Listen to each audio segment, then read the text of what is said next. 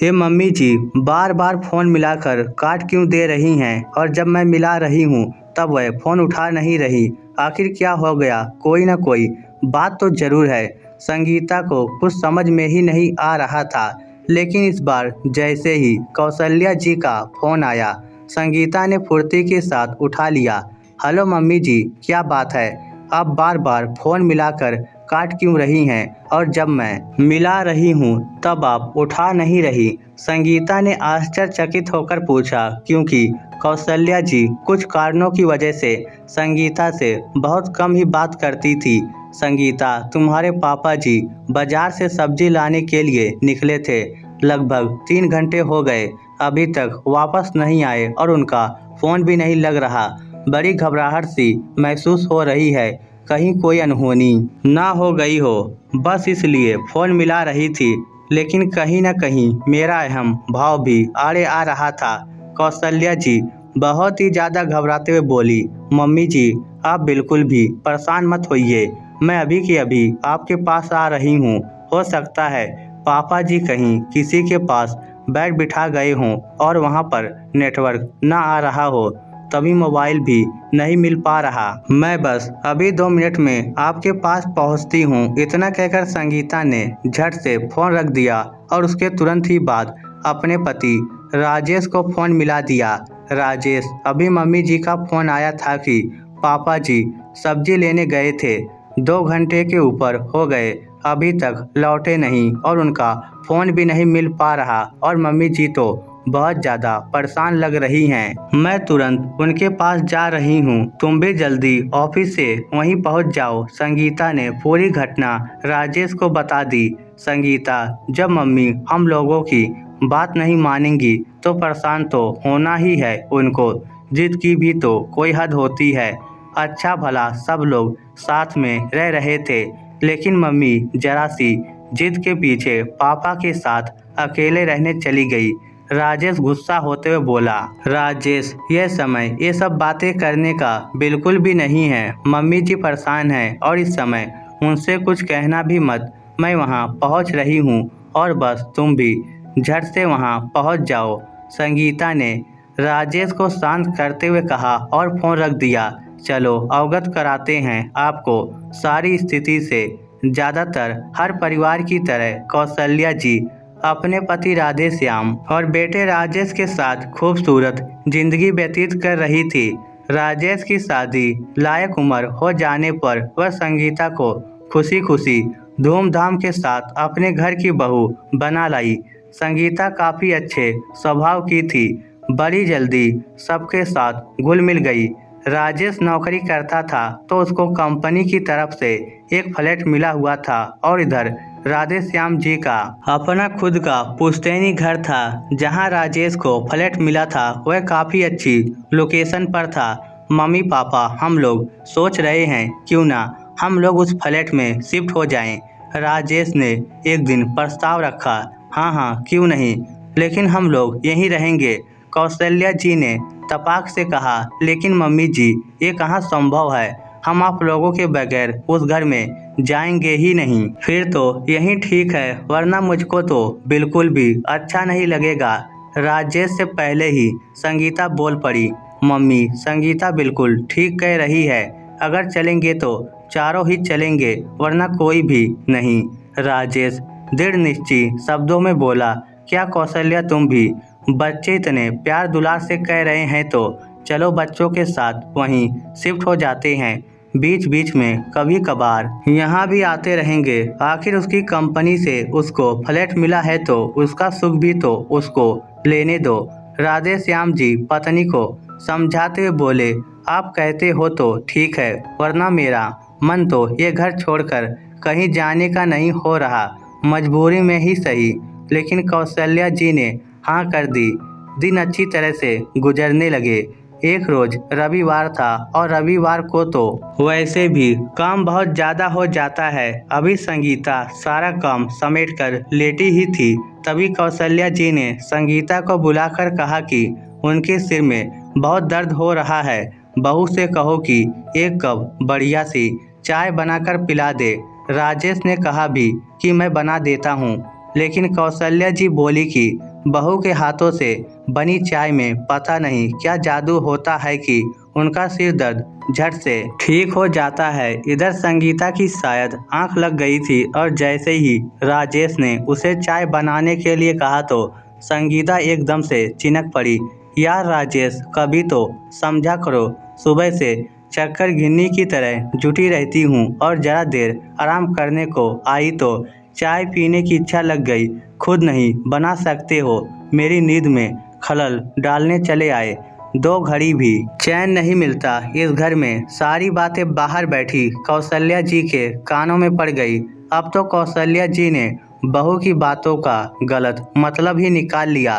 बहू, ये क्यों नहीं कहती हो कि लाई तो बड़े शौक से थी हम लोगों को अपने पास, लेकिन अब हम तुम पर बोझ हो गए हैं। अगर चाय बनाकर नहीं देनी थी तो ना देती, इसमें इतना गुस्साने वाली बात कौन सी थी।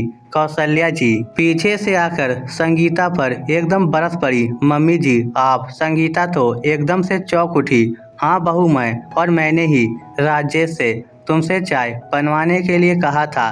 कौशल्या जी ने चिढ़कर कहा। सॉरी मम्मी जी, मैं समझी कि राजेश का चाय पीने का मन है, इसलिए वह मुझको तंग कर रहे हैं। मैं भी आपके लिए चाय बना देती हूँ, संगीता ने पछताते हुए कहा।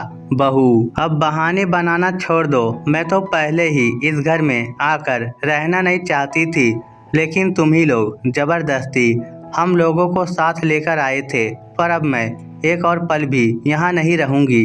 कौशल्या जी को पता नहीं क्या हुआ कि वह संगीता से कुछ सुनने को तैयार ही नहीं थी, क्योंकि इससे पहले भी वह 2-4 बार संगीता से चिढ़ चुकी थी, लेकिन आज वह सिर दर्द की ही वजह से शायद इतनी छोटी सी बात पर बहुत ज़्यादा गुस्सा हो गई। मम्मी, संगीता सही कह रही है, उसको सच में नहीं पता था कि चाय आपके लिए बनानी है, और फिर इतनी छोटी सी बात पर इतना कौन गुस्सा होता है। राजेश ने भी कौशल्या जी को समझाने का प्रयास किया।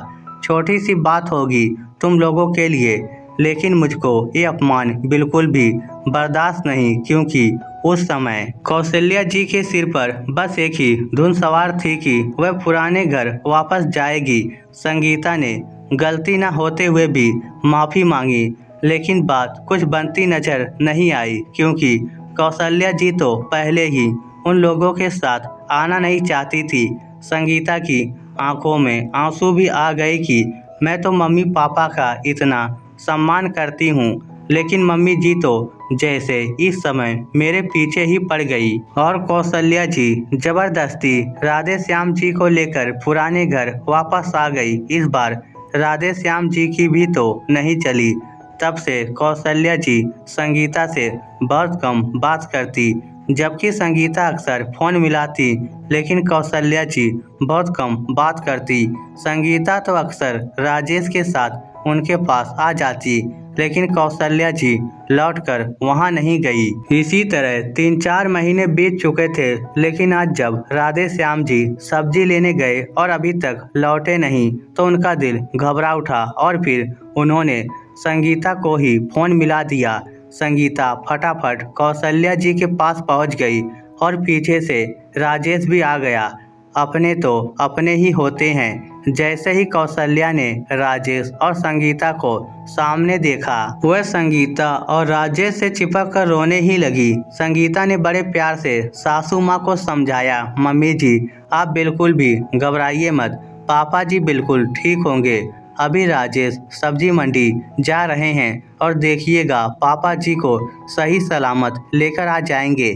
संगीता कौशल्या जी को ढाढ़स बांधते हुए बोली। वह कौशल्या जी के पास रुक गई और राजेश सब्जी मंडी चला गया। राजेश ने जब सब्जी मंडी जाकर आसपास के लोगों से पूछा तो पता चला कि एक बुजुर्ग व्यक्ति को सब्जी खरीदते समय चक्कर आ गया और वह बेहोश हो गए थे। कुछ लोग उनको पास के ही डॉक्टर के पास ले गए हैं। उनका मोबाइल भी हाथ से छिटक गया और गिरकर टूट गया। राजेश तो ये सब सुनकर एकदम घबरा ही उठा और झट से लोगों के द्वारा बताए डॉक्टर के पास पहुंच गया और सामने ही राधे श्याम जी लेटे थे। पापा आप यहाँ आप ठीक तो हैं? राजेश एकदम से पिता से लिपटकर फपक पड़ा। मिस्टर देखिए, आप शायद इनके बेटे हैं। इनका एकदम से बीपी हाई हो गया था, लेकिन अब ये ठीक हैं। बुजुर्ग लोगों को अकेले बाजार मत भेजा करो। ये तो ठीक हुआ कि लोग इन्हें समय से यहाँ ले आए, वरना दिक्कत हो जाती। डॉक्टर ने चेतावनी देते हुए कहा। सॉरी डॉक्टर, आगे से ध्यान रखूंगा। राजेश को उस समय सचमुच बहुत शर्मिंदगी महसूस हुई और वह राधे श्याम जी को सहारा देकर घर तक ले आया। राधे श्याम जी को सामने देखकर कौशल्या जी की जान में जान आई।